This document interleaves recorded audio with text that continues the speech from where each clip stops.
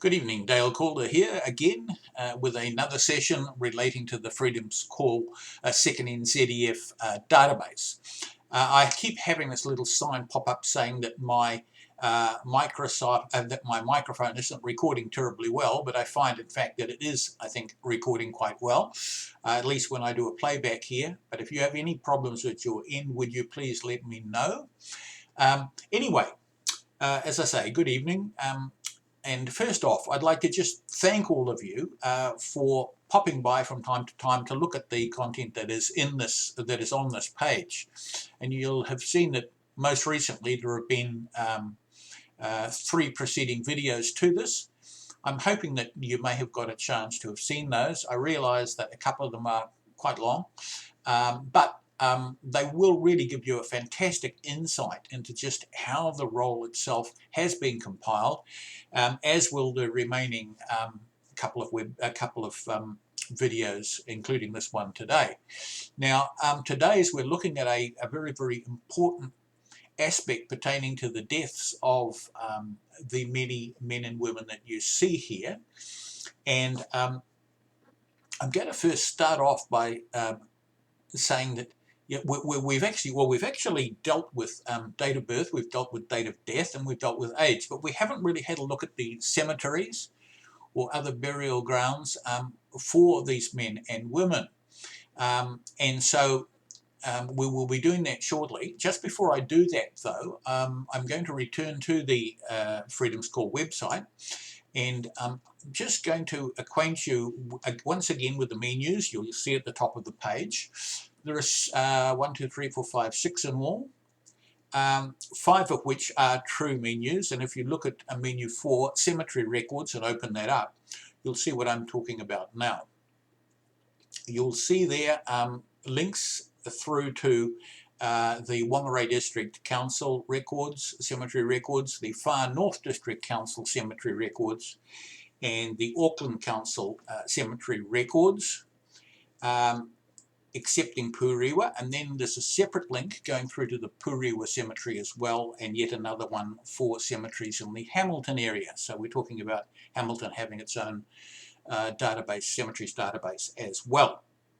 But there have, of course, been checks undertaken, a cursory check of the cemeteries outside of the above areas, and they have occurred where I've seen records perhaps where next of kin lived in an area outside of those areas, or where the last known address per the nominal roll was outside those areas. Now, just one point before I go any further too, I would like to make it known that the Kaipara Council does not have digital records for the cemeteries in its area.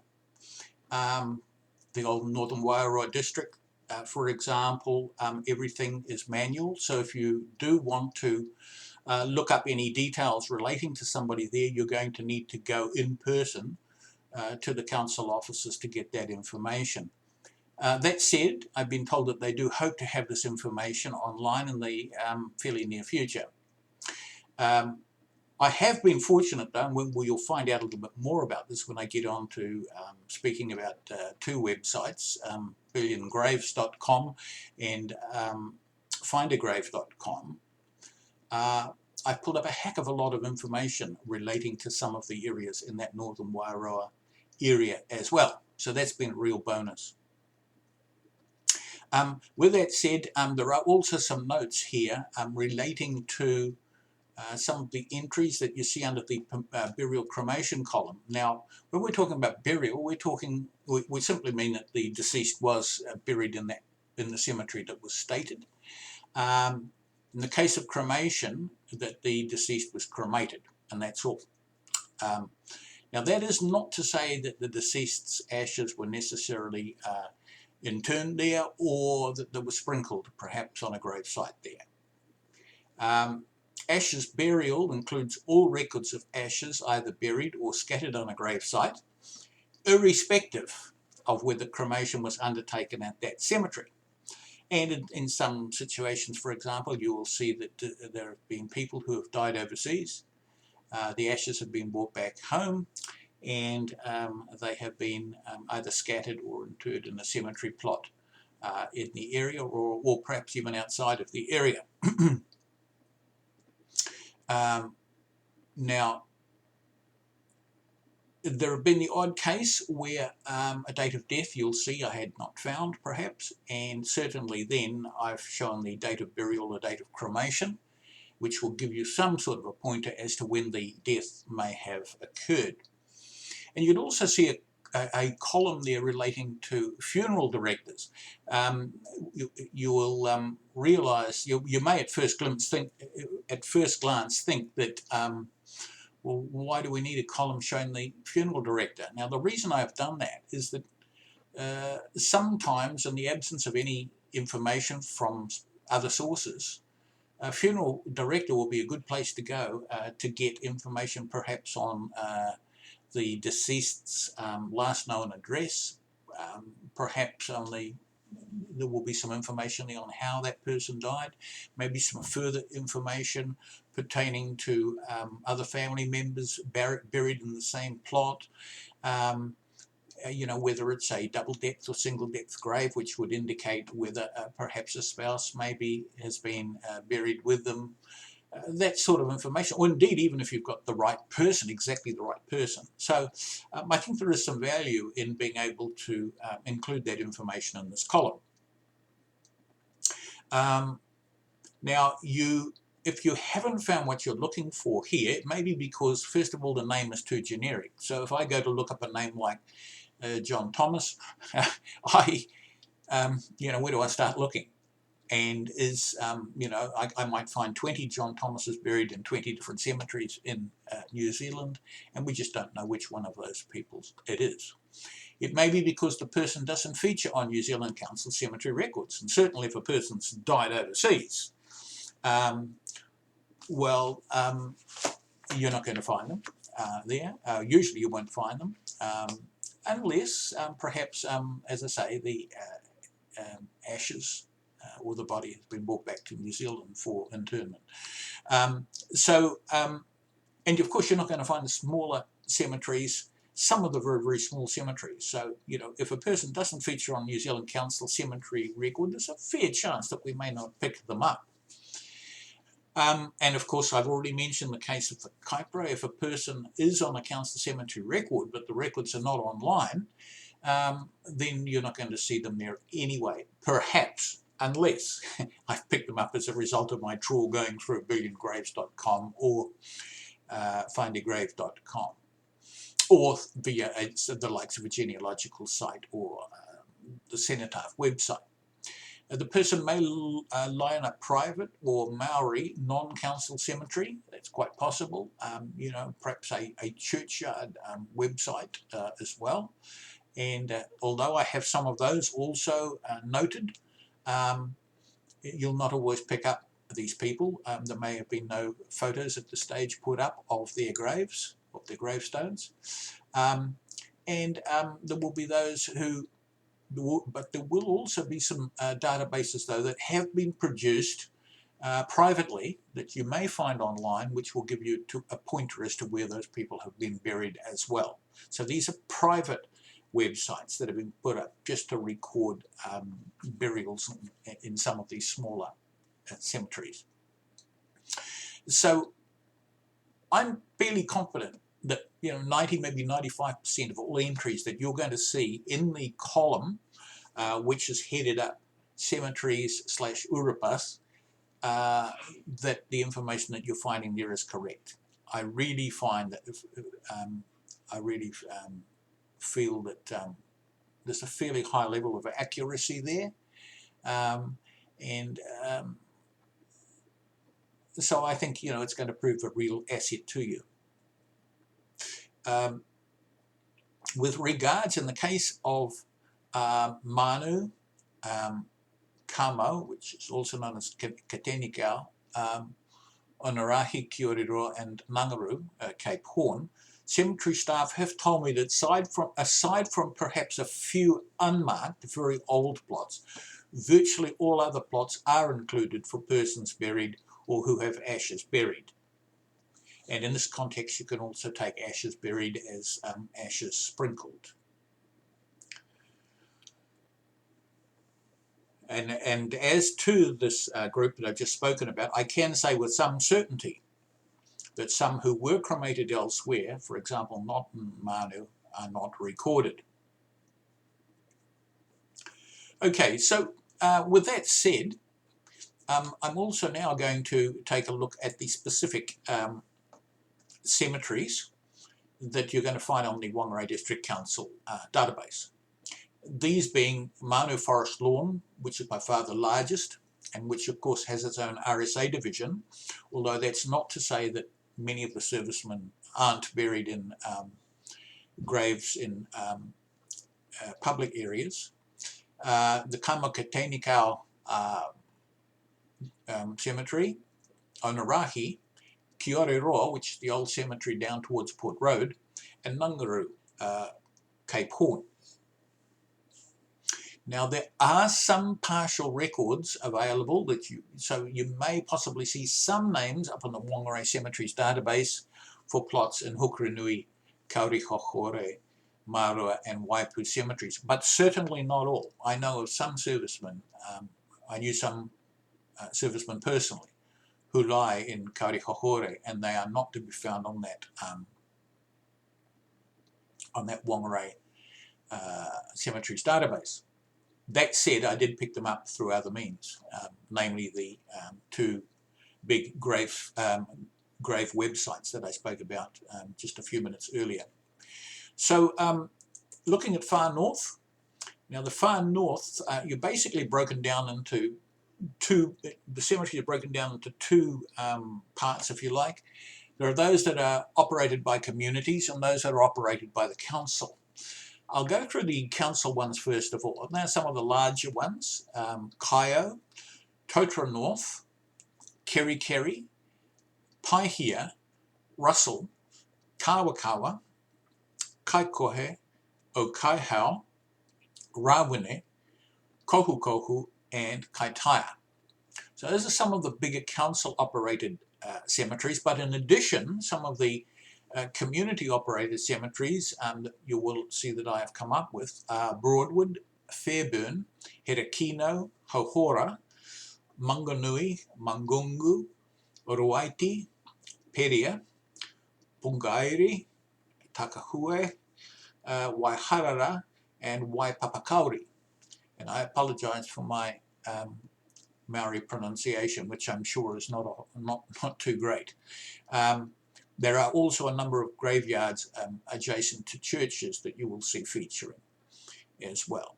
And of course, many even smaller cemeteries than that that feature all the way throughout the north. And I may not have managed to zero in on all of them. So very, very extensive checks carried out in Whangarei and districts and the far north cemeteries, unfortunately unable to do the old northern Wairoa district, what's now Kaipara, but hopefully they will be online in the not too distant future. Now, when we're talking about those Kaipara cemeteries, we're actually referring to essentially Dargaville, which has the old and new RSA Mount Wesley cemeteries, Te Koparu, Red Hill, Mangawai, Arapahue, and Toka. But the Kaipara Council, it also supports maintenance on some of the other cemeteries at Kaiwaka and Odomatia RSA cemeteries, Mangataroto, Congregational and Anglican. So as I say, hopefully we will see those ones up fairly soon.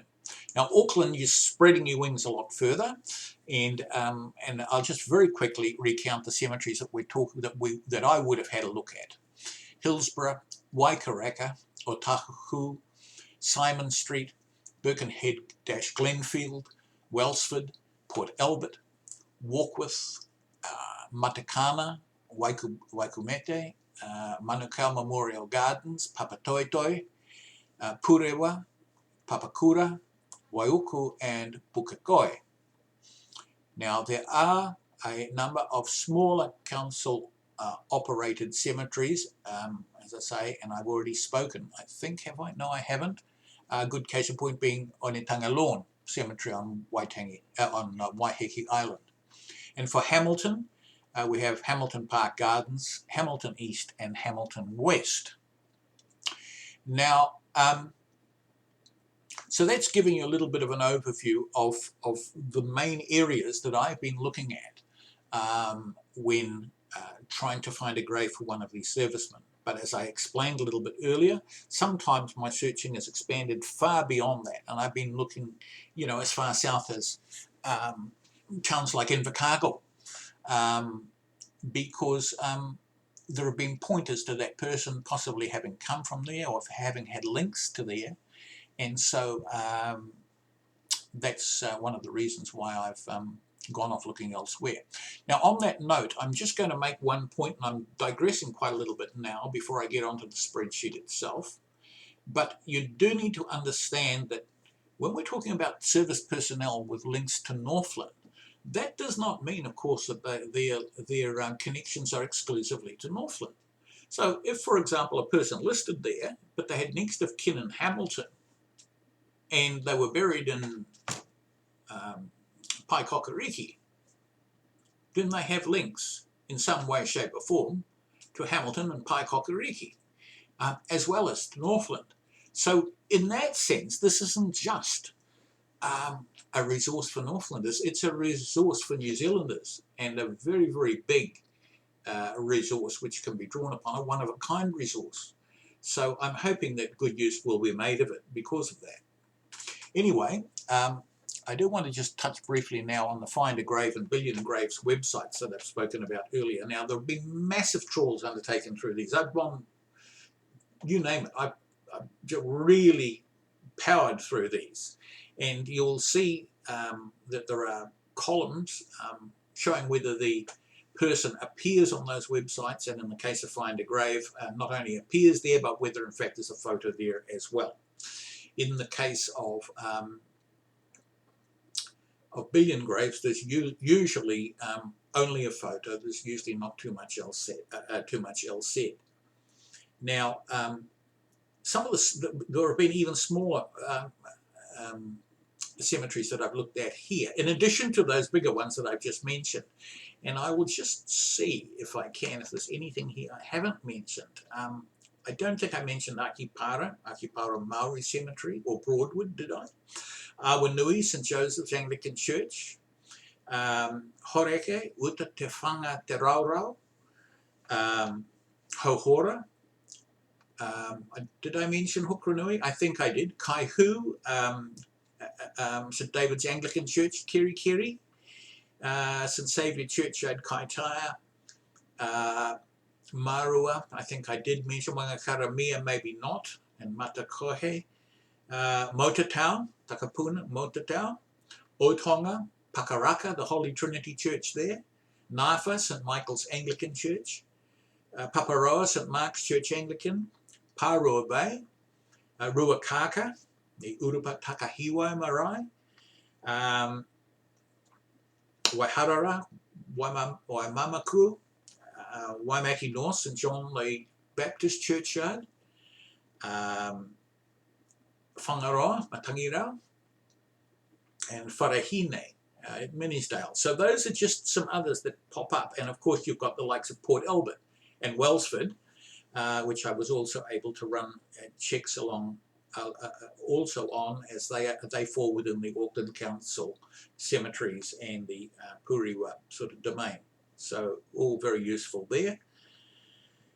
So anyway, we'll now take a quick look, if we may, I think, at the spreadsheet itself. And I'm going to try and flick through this fairly quickly for you.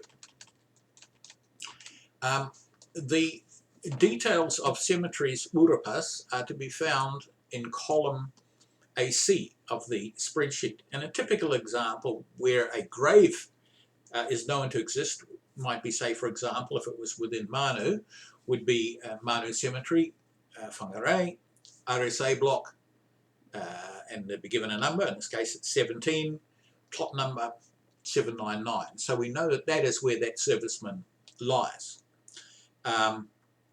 Sometimes we just don't have a grave. We just don't know whether that person was buried in a cemetery or not.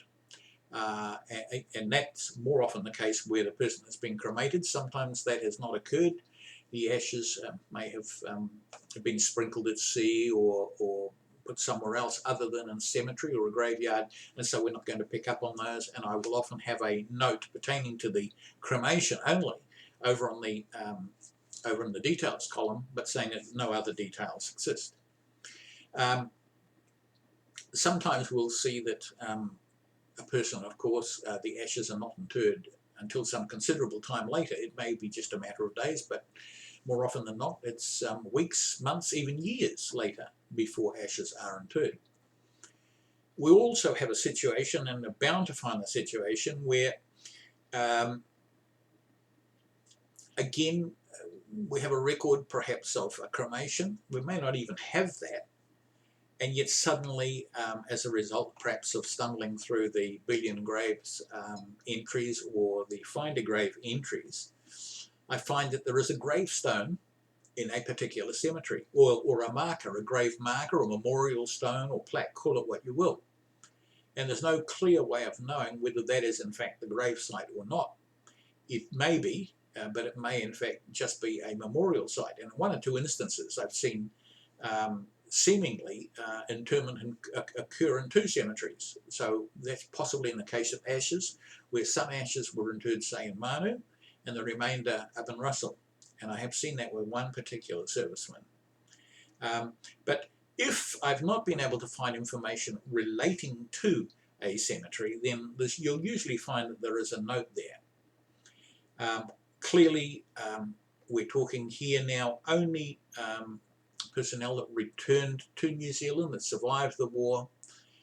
Some of them, a few of them sadly, died just a few years after the war, but of course the majority are to be found having died in the 70s, 80s, 90s and 2000s. Unfortunately, we still do have a few who are alive.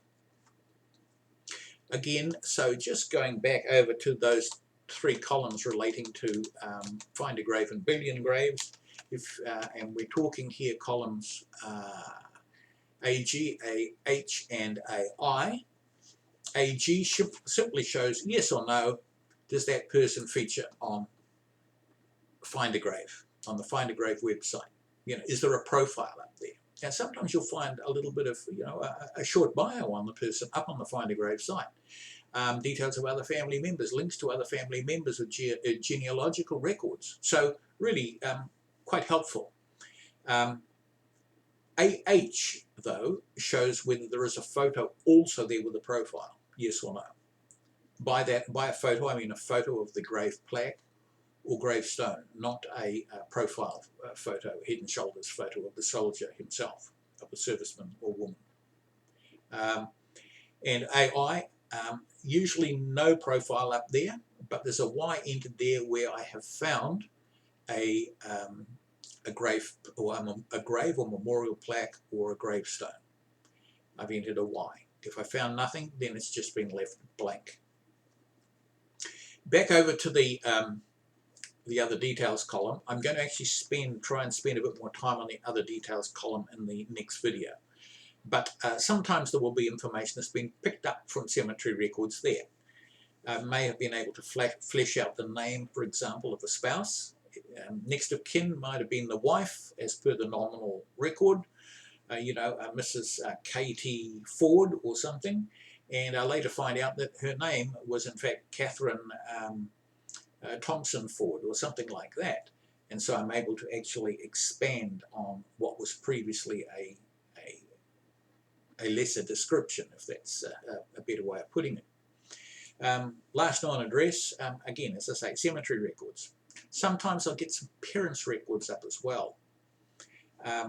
Sometimes from the Find a Grave record we may get information as to where that person was born, where they died, and so on. And of course that's all. Genealogical records are also a source of that sort of information. So that gives you just a little bit of an insight, and I don't think I need to go into anything too much more here. as regards what's in this other details column, column AK, because in the not too distant future, in the next few days, I will be doing a video, and hopefully not, again, a terribly long one, which will focus solely on column AK. So with that said, I hope you've got some useful information from today's video. I had a couple of attempts at it earlier on in the day, and actually did a whole 20-minute broadcast only to find that it hadn't been recorded. So hopefully this one has.